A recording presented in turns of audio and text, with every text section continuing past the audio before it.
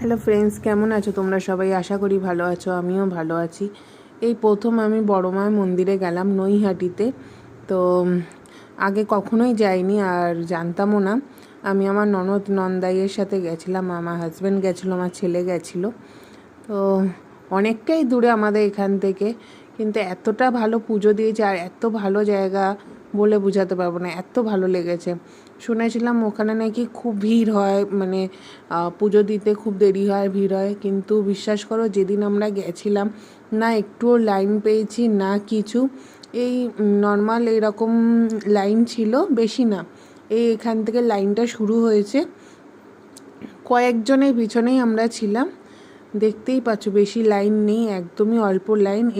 যারা গেছে তারা বুঝতে পারছো কইটুকু লাইন এখানে।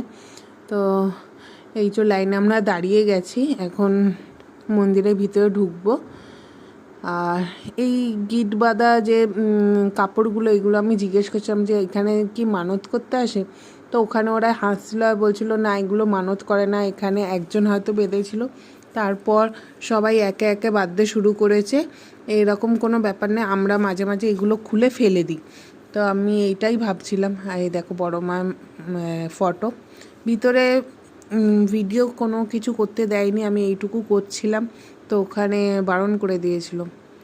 খুব সুন্দর মূর্তিটা, আর খুব ভালোও লাগলো গিয়ে। আমার খুব যাওয়ার ইচ্ছা ছিল। এখানে আমরা ফটো তুলছি, এই যে আমার বাবু ও পিসুর কোলে। তো আমার যাওয়ার অনেক দিন আগেই ইচ্ছা ছিল, এতটা দূর আমরা রাস্তা সেইভাবে চিনি না বলে যেতে পারছিলাম না। তো আমার নন্দাই বলাতে চলো ঘুরে আসি, সবাই মিলে গেছিলাম, ভালো লাগলো। এখানে বড় মার ছবিটা আমি তুলছিলাম।